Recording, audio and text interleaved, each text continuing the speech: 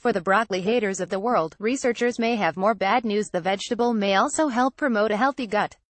In a study, when mice ate broccoli with their regular diet, they were better able to tolerate digestive issues similar to symptoms of leaky gut and colitis than mice that were not placed on a broccoli-supplemented diet, according to Gary Perdue, the John T. and Paige S. Smith Professor in Agricultural Sciences, Penn State. He added that other vegetables, like Brussels sprouts and cauliflower, may also have similar good health properties. There are a lot of reasons we want to explore helping with gastrointestinal health, and one reason is if you have problems, like a leaky gut, and start to suffer inflammation, that may then lead to other conditions, like arthritis and heart disease, said Perdue.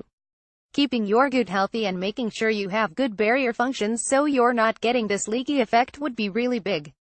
Good intestinal barrier function means that the gastrointestinal tract is helping protect the intestines from toxins and harmful microorganisms, while allowing nutrients to pass into the system, he said.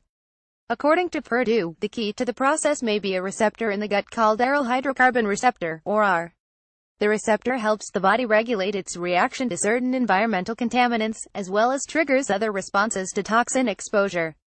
The researchers, who released their findings in the current issue of the Journal of Functional Foods, suggest that cruciferous vegetables such as broccoli, Brussels sprouts and cabbage contain an organic chemical compound called indole glucosinolates, which breaks down into other compounds, including indolocarbazole ICZ in the stomach.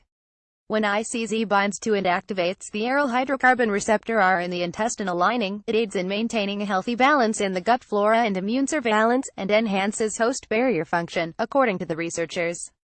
This may help prevent diseases, such as various cancers and Crohn's disease, caused by inflammation in the lining of the gut. According to Perdue, hyperactivating the AR can cause toxicity, but using broccoli to activate the receptor locally in the gut rather than systemically might help avoid some of these problems. Dioxin, for example, activates this receptor, and if you hyperactivate it with dioxin, it will cause toxicity, said Perdue. What we were interested in is, could you locally activate the receptor naturally at a level that would cause only modest R activation in the gut but not cause systemic activation, which could possibly lead to negative effects. The researchers used two genetic lines of mice in the study to focus on R. One line had a low ability to bind ICZ to R, while the other line had a high ability to bind ICZ to R. They added 15% broccoli to the diets of both groups of mice.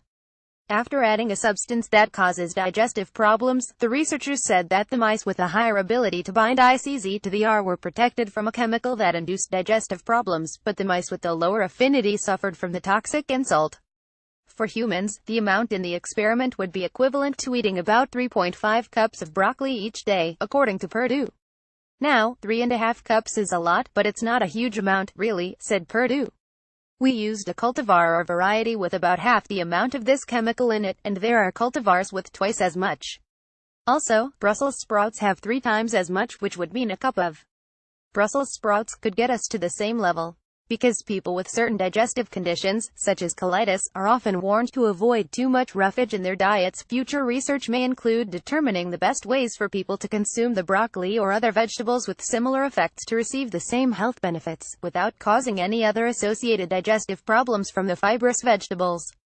Perdue worked with Troy D. Hubbard, former doctoral student in biochemistry, microbiology and molecular biology, Penn State, and currently training fellow at National Institute of Environmental Health Sciences. Ian A. Murray, research associate in veterinary and biomedical sciences. Robert G. Nichols, graduate student in molecular toxicology. Caitlin Castle, graduate student in veterinary and biomedical sciences. Michael Podolsky, graduate student, the Huck Institutes of the Life Sciences. Guri Kuzu, postdoctoral scholar in biochemistry and molecular biology. Yuan Tian, postdoctoral scholar in veterinary and biomedical sciences. Philip Smith, director of the Metabolomics Core Facility and senior research associate at the Proteomics and Mass Spectrometry Core Facility, Huck Institutes of the Life Sciences. Mary J. Kennett, professor of veterinary and biomedical sciences and director of the Animal Resource Program, and Andrew D. Patterson, associate professor of molecular toxicology and associate professor of biochemistry and molecular biology, all of Penn State.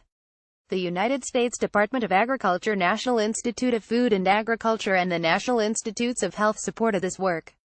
Disclaimer: AAAS and Eureka Alert are not responsible for the accuracy of news releases posted to Eureka Alert by contributing institutions or for the use of any information through the Eureka Alert system.